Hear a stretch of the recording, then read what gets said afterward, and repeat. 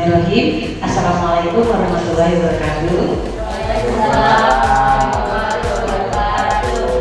Sebelumnya saya ucapkan terima kasih kepada teman-teman rekan sejawat semua yang telah bersedia menghadiri diseminasi atau aksi nyata saya tentang budaya positif pada modul 1.4 di pendidikan guru penggerak ini. Saya Upan Wulandari, CGP Angkatan 9 Kabupaten Sarawangun Jambi. Pada hari ini saya akan menularkan ilmu saya mengenai budaya positif yang telah saya dapat dari pendidikan guru penggerak selama kurang lebih 2 minggu ya teman-teman. Di sini saya bukan guru ya teman-teman, kita semua sama. Saya juga guru, teman-teman semua di sini juga guru. Di sini saya hanya lebih dulu tahu dan akan memberitahu apa yang saya ketahui. Nah, begitu kira-kira teman-teman ya. Sekarang di papan tulis sudah kita baca.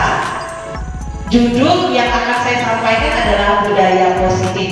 Budaya positif baik itu di sekolah maupun di kelas. Tapi terkhusus saya akan lebih mendalami tentang budaya positif di dalam kelas. Baiklah, slide selanjutnya. Nah, diawali dengan perubahan paradigma.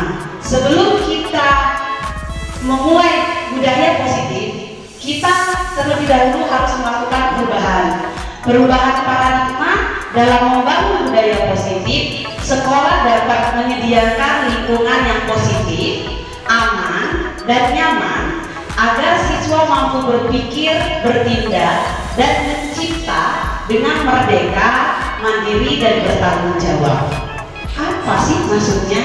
Ya, sekolah harus menyediakan lingkungan yang aman, nyaman. Itu sangat mendasar ya teman-teman ya, untuk mencapai tujuan pembelajaran. Setidaknya kelas kita dulu yang harus aman, nyaman, bersih, jadi aman betah untuk di kelas setidaknya. Barulah kita menyampaikan apa yang akan kita sampaikan. Lalu umumnya disiplin sangat berkaitan dengan kontrol guru. Guru hanya mengontrol semua apa yang dilakukan oleh murid-murid kita terhadap siswa. Menurut Dr. William Glasser dalam kontrol teori, terdapat beberapa miskonsepsi tentang kontrol, yaitu yang pertama mengenai tentang bagaimana seorang guru mengontrol muridnya. Itu nanti akan kita pelajari sebelum segitiga restitusi ya. Lalu tujuan mengenalkan konsep paradigma pembelajaran mengenai stimulus respon dan teori kontrol. 3 teori motivasi perilaku manusia, keyakinan kelas, hukuman kelas, 5 kebutuhan dasar manusia, 5 posisi kontrol dengan segitiga restitusi. Ini harus kita kuasai untuk mengembangkan budaya positif baik itu di sekolah maupun di kelas ya teman-teman. Lalu menerapkan strategi disiplin positif yang memerdekakan siswa untuk menciptakan ekosistem sekolah yang aman dan berpihak kepada murid. Lalu menyusun langkah-langkah dan strategi aksi nyata yang efektif dalam mewujudkan kolaborasi dengan seluruh kepentingan sekolah, seluruh stakeholder, baik itu kepala sekolah, guru, penjaga, komite, dan warga masyarakat, wali murid sekolah ya. Lalu bersikap kritis dan reflektif terhadap budaya di sekolah dan senantiasa mengembangkan sesuai kebutuhan sosial dan emosional siswa. Dan selanjutnya, perubahan paradigma teori kontrol. Ilusi bahwa guru mengontrol siswa. Pada dasarnya, guru tidak memaksa siswa untuk berbuat sesuatu jika siswa tersebut memilih untuk tidak melakukannya. Walau guru tampaknya sedang mengontrol perilaku siswa, tetapi sebenarnya siswa sedang mengizinkan dirinya untuk dikontrol. Ilusi bahwa semua penguatan positif efektif dan bermanfaat. Penguatan positif merupakan bentuk-bentuk kontrol untuk mempengaruhi siswa agar mengulangi suatu perilaku tertentu. Ilusi bahwa kritik dan membuat orang merasa bersalah dapat menguatkan karakter. Ilusi bahwa orang dewasa memiliki hak untuk memaksa. Ini semua tidak boleh dilakukan oleh seorang guru. Siswa harus merdeka dalam belajar, tidak boleh dihukum dan tidak boleh memaksakan kehendak seorang guru. Begitu ya teman-teman. Lanjutkan.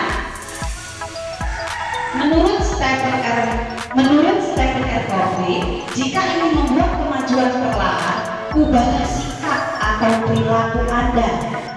Anda di sini siapa? Kita sebagai guru. Sebelum merubah siswa-siswa kita dulu yang harus berubah. Berubah kemana? Tentunya ke arah positif. Kemajuan perlahan, ubahlah sikap dan perilaku Anda. Tetapi jika ingin memperbaiki cara-cara utama kita, maka kita perlu mengubah kerangka acuan kita.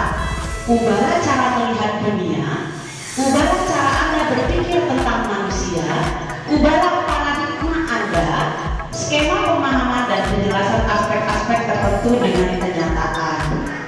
Berarti seorang guru sangat perlu mengubah paradigma pengajaran yang lama ke pengajaran seperti yang diusung oleh Ki Hajar Dewantara, memerdekakan siswa, pembelajaran yang berpihak kepada murid. Lalu bagaimana cara kita untuk mengembangkan budaya positif? Selanjutnya, tabel stimulus respon. Perhatikan tabel berikut untuk memahami stimulus respon tentang dunia dan teori kontrol tentang dunia. Stimulus respon tentang dunia. Realitas kebutuhan kita sama. Pada kenyataannya, kebutuhan anak-anak kita itu berbeda. Tidak bisa kita samakan. Kebutuhan mereka ada yang kebutuhan menyenangkan, ada yang ingin bebas, ada yang ingin gaya belajarnya kinestetik, ada yang gaya belajarnya visual. Itu tidak bisa kita samakan.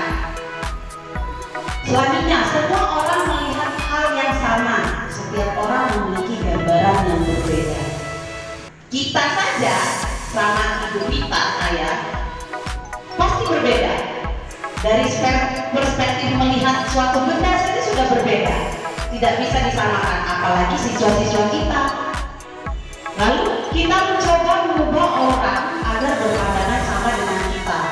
Seharusnya kita berusaha memahami pandangan orang lain tentang dunia, berpikir terbuka, berpikir positif, open-minded. Tidak bisa memaksakan apa yang kita pikirkan untuk dipikirkan orang lain. Gitu. Lalu perilaku buruk dilihat sebagai suatu kesalahan. Semua perilaku memiliki tujuan. Misalnya, kenapa anak itu ribut di kelas? Ada tujuannya. Anak yang ribut di kelas, dia bukan berperilaku buruk, tetapi ada sesuatu yang dia ingin tuju. Misalnya, dia ingin perhatian gurunya, dia butuh kasih sayang gurunya, dia ingin kebebasan, misalnya kebebasan untuk menulis di mana, menulis ekspresinya, begitu ya teman-teman. Jadi untuk mengontrol kebutuhan siswa itu, seorang guru harus memahami mengapa dia melakukan perilaku itu, karena dia ada tujuannya. Jangan melulu langsung dihukum tanpa tahu maksud dan tujuan peserta tersebut, peserta didik itu. Lalu orang lain bisa mengontrol saya, hanya Anda yang bisa mengontrol diri Anda. Artinya kemampuan mengontrol diri itu ada pada diri kita sendiri. Begitulah yang akan kita tanamkan kepada siswa-siswa kita, mengontrol dirinya sendiri. Kalau dari dalam dia sudah disiplin, mau apapun mereka akan tetap menegakkan disiplin. Mencontek mereka dalam dirinya adalah di dalam dirinya memang saya nggak mau karena itu nggak jujur. Nah, tanpa kita dari dalam diri dia sudah tertanam, saya harus jujur, seperti itu. Lalu pemaksaan ada pada saat rujukan gagal. Kolaborasi dan konsensus menciptakan pilihan-pilihan baru. Pemaksaan itu sangat dilarang ya dalam pendidikan sekarang. Kita harus membebaskan anak untuk memilih. Lalu model berpikir menang atau kalah. Model berpikir menang-menang. Harus menang, semua benar. Menurut pandangan mereka kita hargai. Saling menghargai pendapat itu sangat penting. Selanjutnya, makna kata disiplin. Ki Hajar Dewantara, Bapak Pendidikan kita, menyatakan bahwa untuk menciptakan siswa yang merdeka, maka syarat utamanya harus mempunyai disiplin yang kuat, yaitu disiplin diri yang berasal dari motivasi internal yang saya katakan tadi ya. Kalau sudah ada dalam dirinya, insya Allah ke depan mereka akan menjadi peserta yang sukses, yang mampu menaklukkan dunia dari dalam diri sendiri. David Gosen menyatakan bahwa kata disiplin berasal dari bahasa Latin disiplina, yang berarti belajar. Selain itu, disiplin diri dapat membuat seseorang menggali semua potensi dirinya. Untuk selain itu, Gosen menyatakan bahwa kata disiplin berasal dari bahasa Latin disiplina, yang berarti belajar. Selain itu, disiplin diri dapat membuat seseorang menggali semua potensi dirinya untuk mencapai suatu tujuan, sesuatu yang dihargai dan bermakna tentunya. Dari sini teman-teman ada yang ingin ditanyakan nggak? Ada yang masih belum mengerti pembahasan tentang disiplin? Nanti kita diskusi ya, saya lanjutkan dulu. Teori motivasi perilaku manusia. 3 motivasi perilaku manusia menurut David Gosen, yaitu yang pertama, menghindari ketidaknyamanan atau hukuman. Inilah akibatnya jika kita menerapkan hukuman di sekolah maupun di kelas. Untuk menghindari ketidaknyamanan atau hukuman, apa yang terjadi bila saya tidak melakukannya?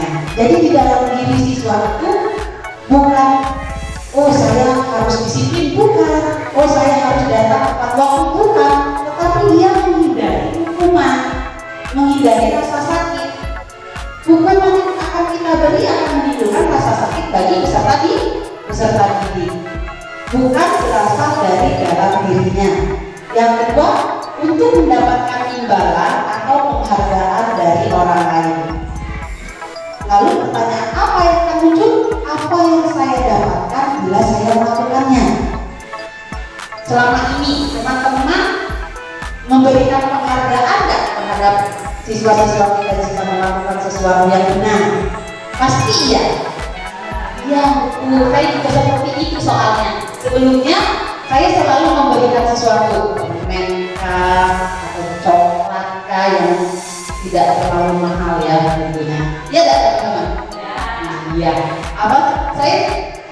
Nah, bahwa penghargaan itu sama dengan sebuah hubungan. Seorang guru tidak harus memberikan penghargaan, karena itu akan menggeserkan motivasi intrinsik yang ada dalam diri siswa, bukan benar-benar dari dalamnya, tetapi mengharapkan sesuatu, dan itu tidak baik jika kita terus menanamnya kepada peserta didik. Lalu yang ketiga, maaf ya teman-teman, ini maksudnya 3. Ya tadi lupa malam tadi sudah kesampaian buatnya.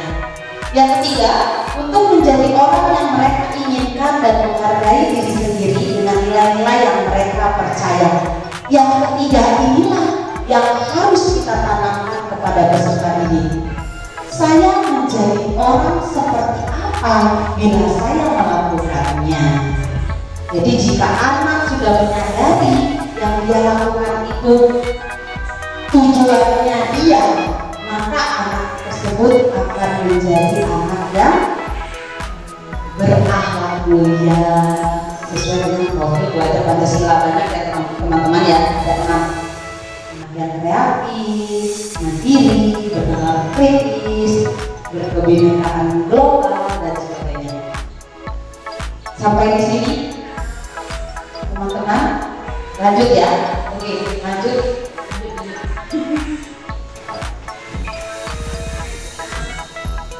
Tujuan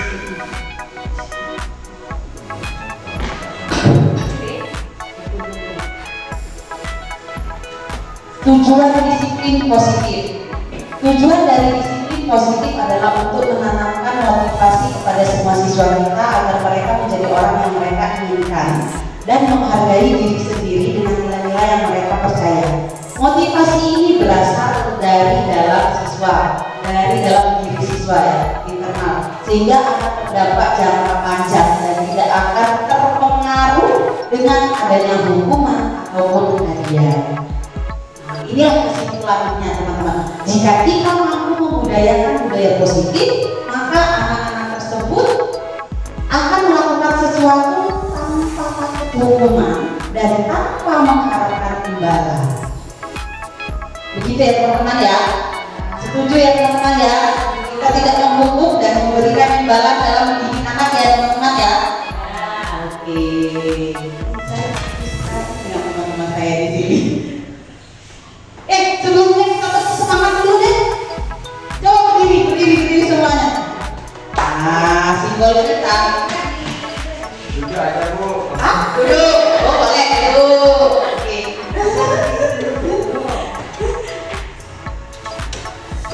Masih ingat kan teman-teman? Semangat pagi. Oke. Kita seolah-olah jadi siswa kita ya. Semangat pagi.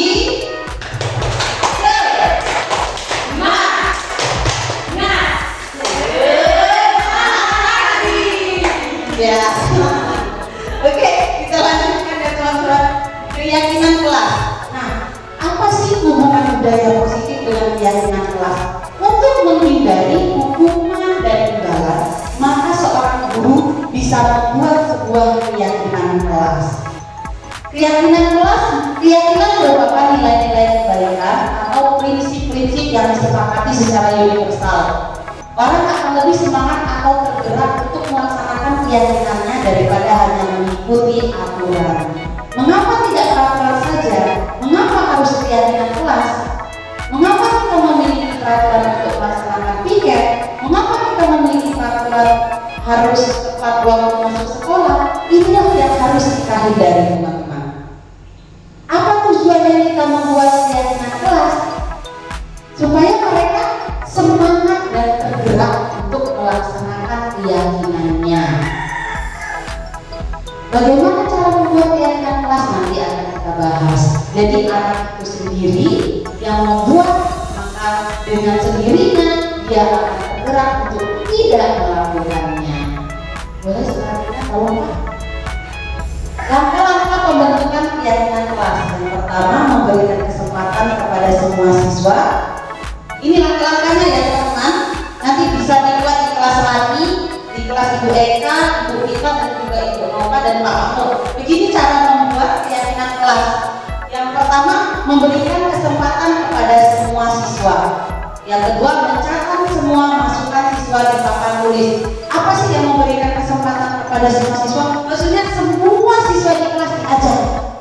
Apa sih yang kalian pikir yang seharusnya tidak dilakukan? Nah, jadi ajak semua siswa untuk menuangkan pikirannya dalam sebuah kertas, lalu mencatat, lalu menempel di papan tulis masukan yang mereka tulis di kertas tadi, menyusun keyakinan kelas sesuai prosedur, mengajak siswa untuk mencari nilai kebajikan atau keyakinan yang menjadi inti peraturan. Pastilah misalnya mereka menulis tidak boleh makan di kelas. Itu artinya apa? Nilai kebajikan apa yang dapat mereka terapkan? Berarti misalnya ada seorang siswa yang menulis tidak mencontek pada teman, misalnya ya, artinya ada nilai kebajikan di sana. Apa sih yang dapat kita ambil? Berarti anak itu mau jujur, dia maunya sikap itu tertanam dalam semua teman-temannya. Lalu meninjau ulang keyakinan kelas secara bersama-sama setelah dipilah-pilih. Pasti ada yang sama ya dalam satu kelas itu, misalnya si siapa sama, Kita tidak sama-sama tidak boleh ikuti kelas. Nah, kita pilih-pilih, lalu kita tinjau ulang kembali yang mana yang kalimat negatif kita ubah menjadi kalimat positif, lalu guru dan siswa menyetujuinya dengan menandatanganinya, ditempel di dinding kelas agar mudah untuk pilihan. Kalau di kelas saya kebetulan sudah saya buat bersama murid-murid saya kemarin. Sudah ada masih sekitar 2 minggu yang lalu. Ya silakan, tolong kamu. Contoh keyakinan kelas nih, Bu Eka, bukan dari kelas 1 ya Bu ya. Contohnya, setiap anggota kelas perlu belajar. Artinya semua siswa itu perlu untuk belajar. Tidak boleh malas-malas di kelas.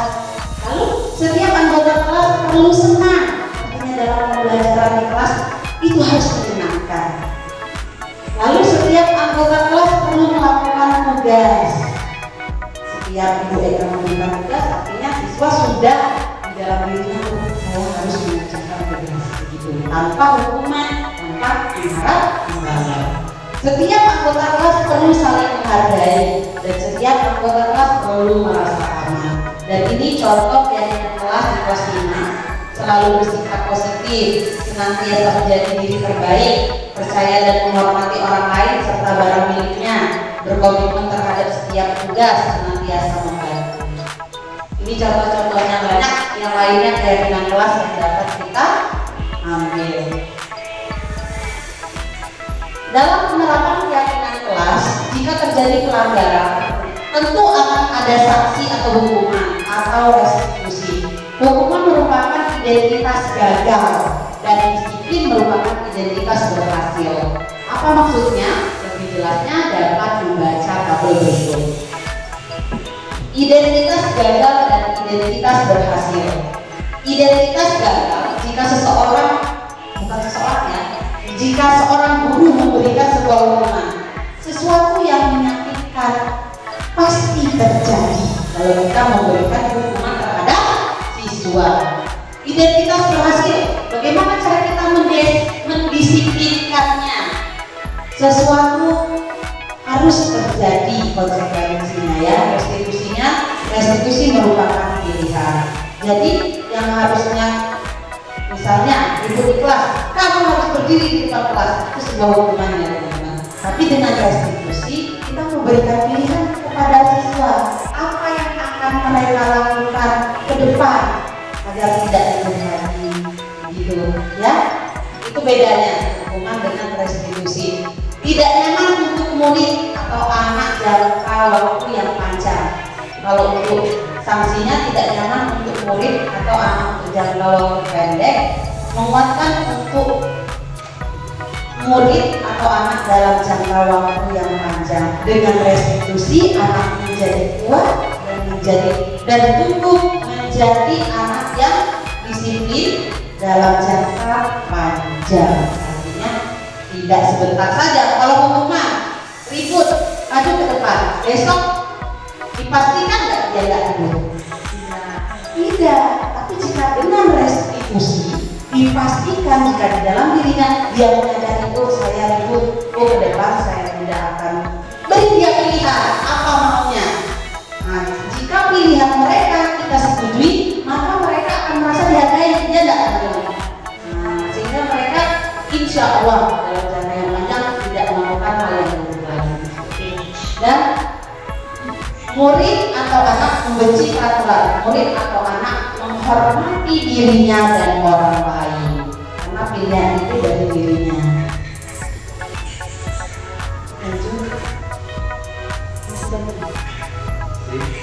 Dihukum oleh penghargaan, memberikan pengaruh jangka pendek dan jangka panjang. Ini ya, dihukum oleh penghargaan maksudnya kita terus-menerus memberikan imbalan kepada siswa.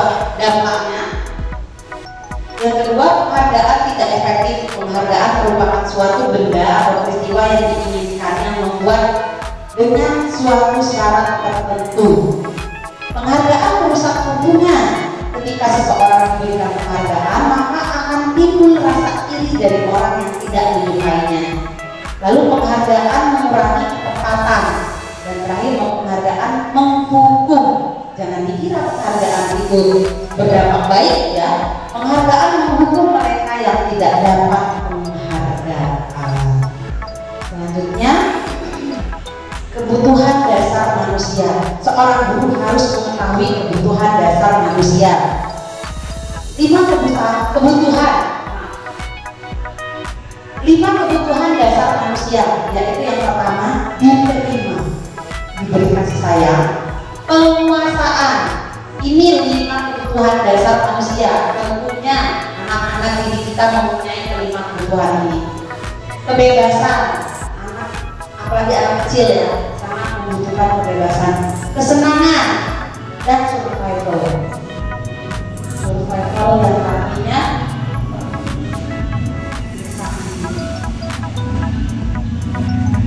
dan yang kelima survival yang artinya bertahan hidup. Dari kelima kebutuhan dasar ini kita dapat mengontrol siswa kita. Apa sih yang mereka butuhkan sehingga mereka melakukan sesuatu yang buruk? Ya tidak teman-teman? Yang seperti saya katakan tadi, misalnya dia ribut, apa sih yang mereka usahakan untuk terpenuhi? Jadi jika anak itu perilakunya menyimpang, artinya ada kebutuhan yang tidak terpenuhi dari kelima ini. Nah, tugas guru mengetahui kelima kebutuhan itu apa yang mereka cari.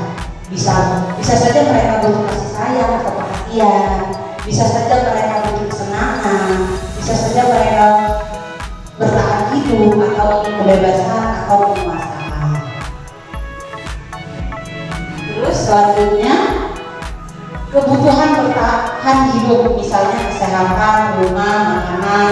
Komponen psikologis dari kebutuhan ini adalah kebutuhan akan perasaan aman. Yang kedua, kebutuhan cinta dan kasih sayang atau kebutuhan untuk diterima. Kebutuhan ini termasuk kebutuhan psikologis yang meliputi kebutuhan atau hubungan dan koneksi sosial. Kebutuhan penguasaan. Kebutuhan ini berkaitan dengan kekuatan untuk mencapai sesuatu, menjadi terampil. Contohnya anak kita yang ada ya dalam satu kelas itu rasanya sangat hebat. Kalau di kelas kita Pagola ya, kalau sekolah kami Pagola itu dia itu butuh penguasaan karena dia tidak terampil misalnya dalam pembelajaran. Jadi dia ingin menjadi penguasa dalam hal permainan. Jadi dia tidak mau kalah, mau menang terus. Lalu kebutuhan kebebasan merupakan kebutuhan akan kemandirian, mempunyai pilihan dan mampu mengendalikan arah hidup seseorang. Dan terakhir, kehidupan kesenangan, kebutuhan untuk merasa senang merupakan kebutuhan untuk mencari kesenangan, bermain dan tertawa. Kenapa dia ribut? Karena pelajarannya tidak menyenangkan. Nah, makanya anak ribut. Jadi tugas guru adalah memenuhi kebutuhan itu. Kita cari pembelajaran yang menyenangkan agar siswa tersebut dapat fokus dalam belajar. Seperti itu kira-kira ya. Saya ini seperti memenuhi sekali. Ada nggak sih teman-teman punya pengalaman kebutuhan? Kan kita baru nih tahu ada kebutuhan dasar, memang kebutuhan dasar manusia. Ada nggak sih ketemu anak yang ternyata dia dari penjelasan saya banyak ya.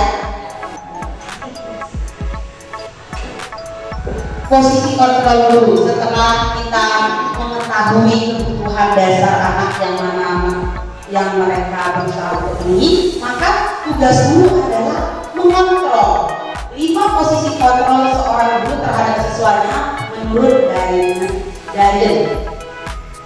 5 posisi kontrol guru terhadap siswanya menurut Dyer dosen. Yang pertama, penghukum, tapi ini harus kita hindari ya. Seorang penghukum dapat menggunakan hukuman fisik dan verbal. Yang kedua, membuat orang merasa bersalah. Contoh kata-kata guru dalam posisi ini misalnya, ibu sangat kecewa dengan kamu, padahal ibu sudah percaya sama kamu. Jadi anak itu merasa bersalah. Ini akan berdampak pada psikologis anak dan itu tidak baik. Lalu yang ketiga, teman. Kita memposisikan diri kita sebagai temannya peserta didik. Ini tidak terlalu memungkinkan. dalam posisi ini selalu berusaha mengontrol siswa melalui persuasi. Nanti ada kalanya ketika anak itu membutuhkan kita tapi kita tidak ada, maka mereka kecewa. Nah, posisi teman ada kalanya tidak dibutuhkan ya. Lalu pemantau, pertanyaan yang biasa diajukan biasanya peraturannya apa? Apa yang telah kamu lakukan? Yang kelima, manajer merupakan posisi mentor di mana guru berbuat bersama dengan murid. Inilah posisi yang paling efektif bagi seorang guru dalam menyelesaikan masalah. Kita sebagai manajer. Ini dulu nak. Amin. Kita sebagai manajer bagi siswa-siswa kita. Manajer ini bagaimana cara menerapkannya? Itulah tadi dengan akan kita pelajari selanjutnya. Posisi kontrol restitusi. Murid berkata, saya tidak peduli, maafkan saya. Saya pikir bapak itu teman saya. Ini jika kita berada di posisi teman, berkata, saya tidak peduli. Dampak pada murid mengulangi kesalahan berulang kali, perilaku yang menjadi agresif. Kaitan dengan dunia berkualitas, murid meletakkan guru di luar dunia berkualitas. Ini sangat buruk ya teman-teman. Jangan sampai anak kita menjadi anak yang tidak peduli baik terhadap lingkungan, teman dan juga gurunya ya.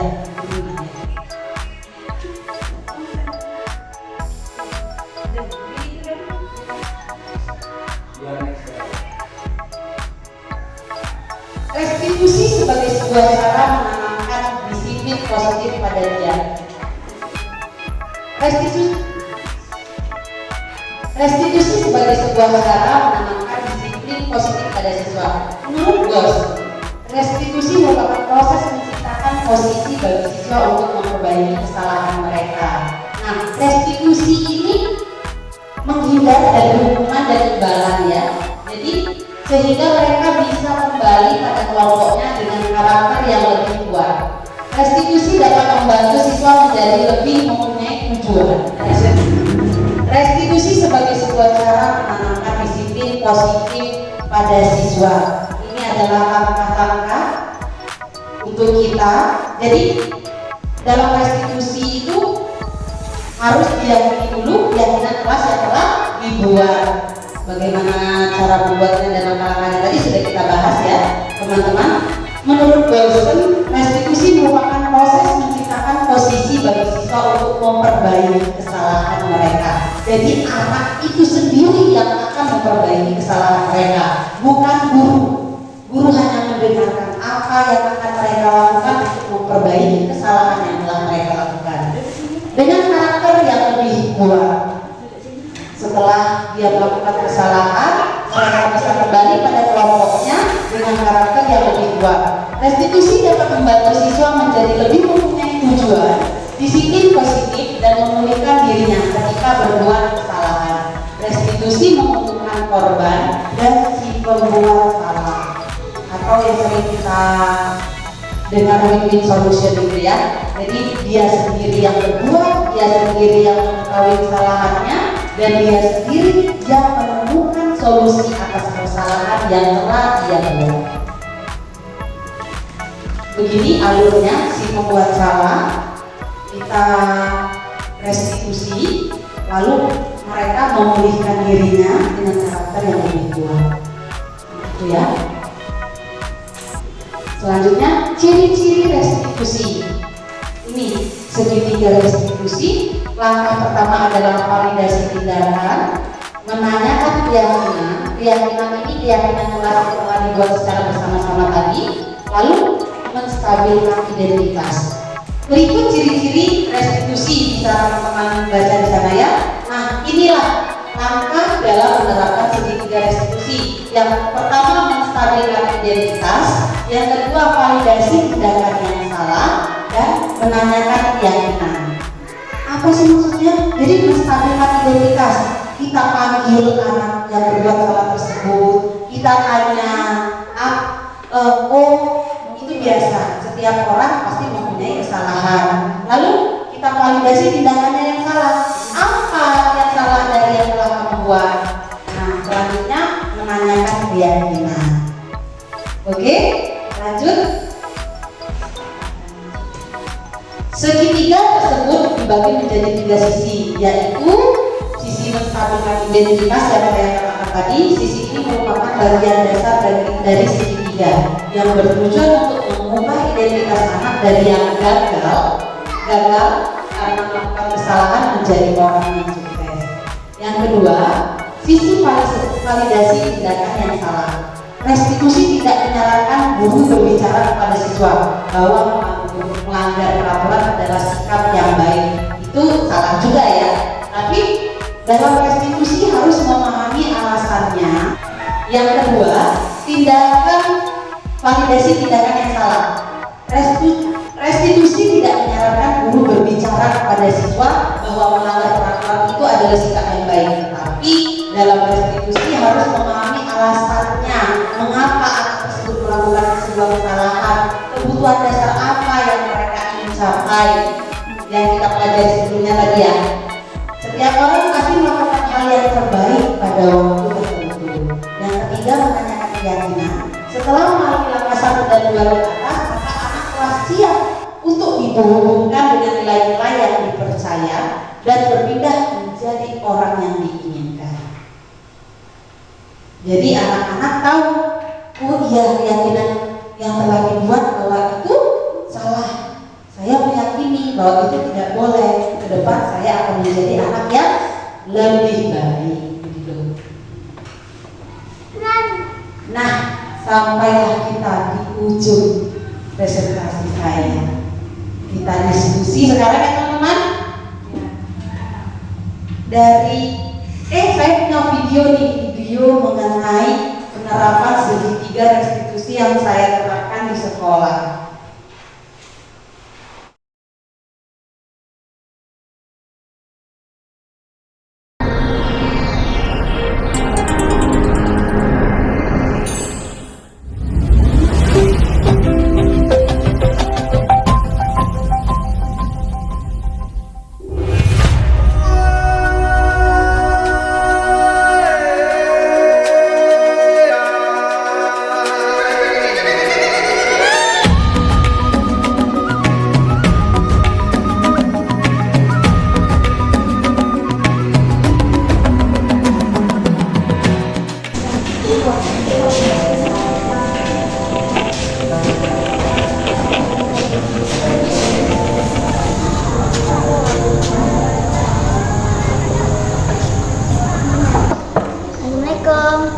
Waalaikumsalam.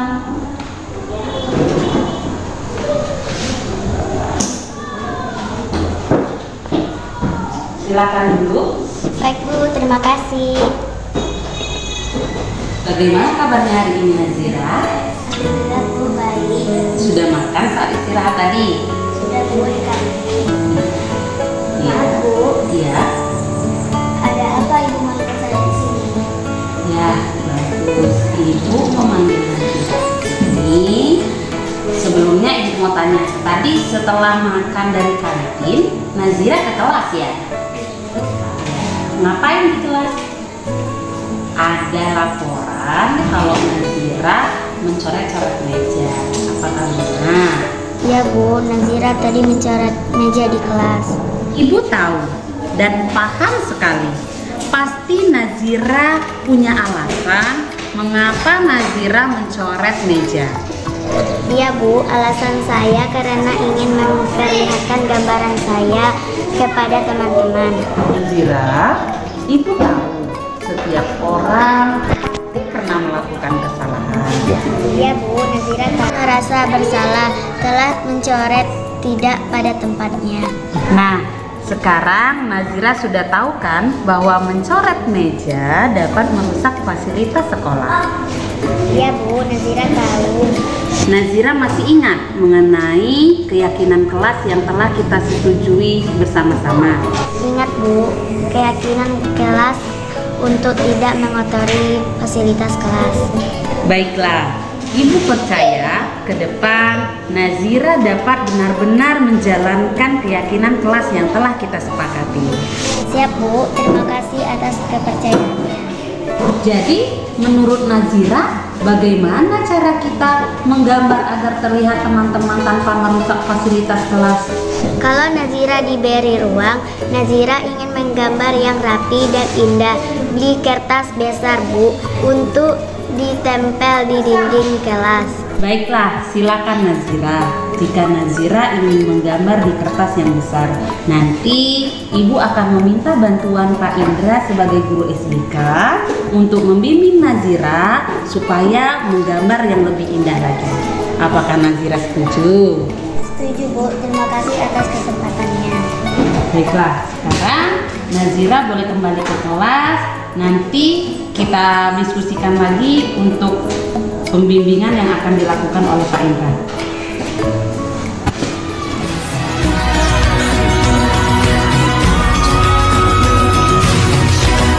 Cara kita melakukan restitusi terhadap anak yang melakukan kesalahan di kelas, bukan menghukum, tetapi menanyakan kebutuhan apa yang mereka ingin capai. Setelah kita mengetahui Nazira tadi, kira-kira apa sih kebutuhan yang ingin dia capai? Dia ingin menuangkan bakatnya menggambar, tetapi tidak difasilitasi. Makanya saya memberi kesempatan kepadanya untuk meneruskan bakatnya, dan kebutuhan dasar yang ingin dipenuhinya adalah kesenangan. Karena dengan bakatnya tersalurkan, dia merasa senang. Begitu ya teman-teman. Saya ini bertanya nih, percaya belum bisa melakukan restitusi di kelas? Bu Rita, percaya ya? Saya yakin teman-teman semua sejak mengetahui teori disiplin positif ini pasti tidak akan menghukum dan memberi penghargaan kepada anak didik kita, tetapi menyelesaikan dengan cara segitiga restitusi. Terima kasih teman-teman semua ya. Ada pertanyaan nggak sebelum saya tutup diskusi hari ini? Kayaknya udah membara banget ingin menerapkan segitiga restitusi ya. Iya, amin. Semoga disiplin positif ini dapat kita terapkan di sekolah kita, khusus di kelas masing-masing. Kalau tidak ada pertanyaan, saya tutup diskusi kita ya teman-teman ya. Saya ucapkan banyak terima kasih kepada teman-teman yang telah meluangkan waktunya untuk mendengarkan materi saya hari ini. Saya akhiri dengan wabillahi